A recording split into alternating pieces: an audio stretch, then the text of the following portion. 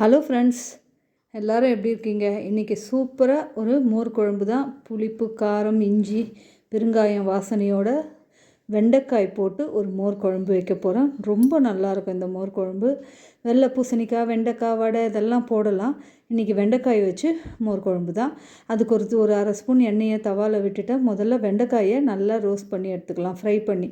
அது oil fry மாதிரிலாம் கிடையாது, சும்மா தவாவில் விட்டு அந்த பச்சை வாடை போகிற வரைக்கும் அதை அப்படியே திருப்பி திருப்பி விட்டு எடுத்துக்கலாம். இது இதை கடைசியாக அந்த மசாலா ஒன்று அரைச்சி அதில் போட்டு அதை நல்லா வதக்கும்போது இதையும் கூட சேர்த்து கொஞ்சம் நேரம் வதக்கிட்டு மோர் ஊற்றி விட்டுட்டோம்னா வேறு மாதிரி டேஸ்ட் இருக்கும். ரொம்ப நல்லாயிருக்கும். இதில் இருக்கிற வெண்டைக்காயை எடுத்து சாப்பிடும்போது அந்த புளிப்பு, காரம் எல்லாம் ஊறி வேறு லெவலாக இருக்கும். கண்டிப்பாக ட்ரை பண்ணி பாருங்கள் இந்த வெண்டைக்காய் போட்டது.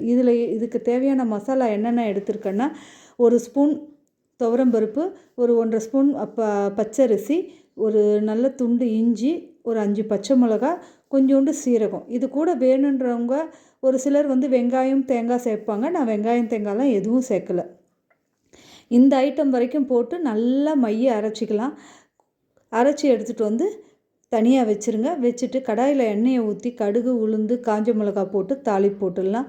அதுக்கப்புறம் கருவேப்பிலை போடலாம், பெருங்காயம், மஞ்சப்பொடி இதெல்லாம் இதில் அப்படியே 1 by 1 ஆட் பண்ணிக்கலாம்.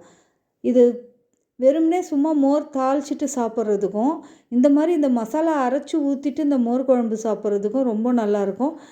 அந்த காம்பினேஷன் பொங்கல் செய்துட்டு இந்த மோர் குழம்பு வச்சு சாப்பிடுங்களா, அந்த புளிப்பு, அந்த பொங்கல் நல்லாயிருக்கும். அது ஒரு சிலருக்கு பிடிக்காது, ஆனால் ரொம்ப நல்லாயிருக்கும். ட்ரை பண்ணி பாருங்கள், கண்டிப்பாக விடாதீங்க. இப்போது இதில் இது பண்ணியாச்சு. கடுகு, உளுந்தெல்லாம் நல்லா பொரியுது. நம்ம கருவேப்பிலை போட்டுட்டு பெருங்காயம் கொஞ்சம் போட்டு மஞ்சப்பொடி போட்டு விட்டுடலாம். யாருக்கெல்லாம் இந்த மோர் குழம்பு ரொம்ப பிடிக்கும் அப்படின்னு கமெண்ட்டில் சொல்லுங்கள். வெண்டைக்காய் வச்சு மோர் குழம்பு இன்னும் நல்லாயிருக்கும். அல்டிமேட்டாக வெறுமனே செய்யாமல் ரொம்ப நல்லது ஹெல்த்துக்கும். இந்த சம்மரில் இந்த மாதிரி நீர் காய்கறிகள், மோர், லெமனு இதெல்லாம் கொஞ்சம் அதிகமாக எடுத்துக்கிட்டோம்னா நம்ம உடம்பும் கொஞ்சம் நல்லாயிருக்கும். டீஹைட்ரேஷன் ஆகாது, உடம்புல இருக்கிற நீர் குறையாது. ரொம்ப நல்லது.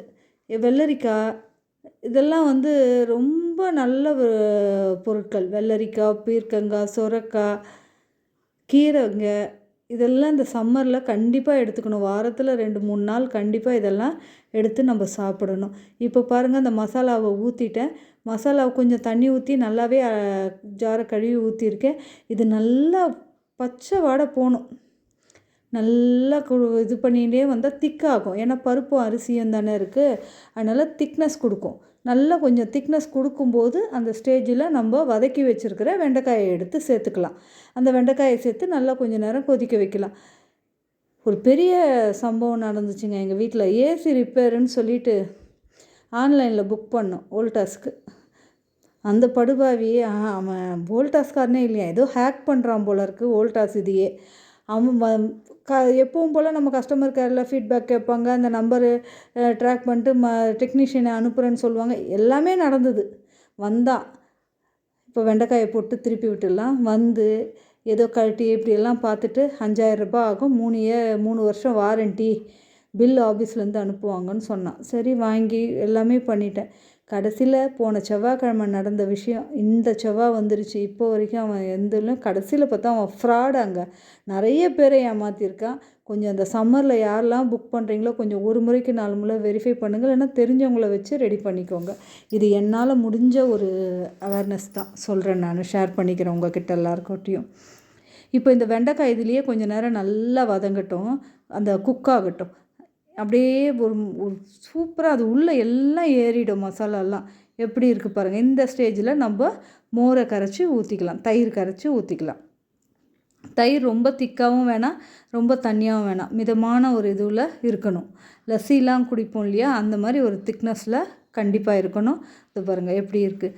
கொஞ்சம் தயிர் வச்சுக்கோங்க, அந்த இதுலேயே ஒரு அரை கிளாஸ் தயிரை தனியாக வச்சுக்கோங்க. ஏன்னா கடைசியாக அதை இறக்கும்போது அதை ஊற்றி இறக்குனா அதனோட டேஸ்ட் இன்னும் நல்லாயிருக்கும். ரொம்ப நேரம் கொதிக்கவும் விட வேண்டாம் இந்த மோர் குழம்பு. இப்போ அவ்வளோதாங்க. இதை போட்டுட்டாச்சு. கொஞ்சம் நேரம் தள்ளுற மாதிரி வரும்போது நம்ம ஆஃப் பண்ணிவிட்டு இந்த இருக்கிற பேலன்ஸ் மோரையும் ஊற்றி இறக்கி பாருங்கள். சும்மா கம்மன்னு அப்படியே சைட் டிஷ்ஷே தேவையில்லை, இதை எடுத்து ஊற்றினோமா போட்டோமா சாப்பிட்டோமான்ற மாதிரி இருக்கும். அவ்வளோ டேஸ்ட்டாக இருக்கும் இந்த மோர் குழம்பு. யாருக்கெல்லாம் இந்த மோர் குழம்பு பிடிக்கும் அப்படின்னு கமெண்ட்டில் சொல்லுங்கள். இந்த சேனல் பிடிச்சிருந்தா லைக் பண்ணி கமெண்ட் பண்ணி ஷேர் பண்ணுங்கள், சப்போர்ட் பண்ணுங்கள் ஃப்ரெண்ட்ஸ். சப்ஸ்கிரைப் பண்ணுங்கள் சேனலை.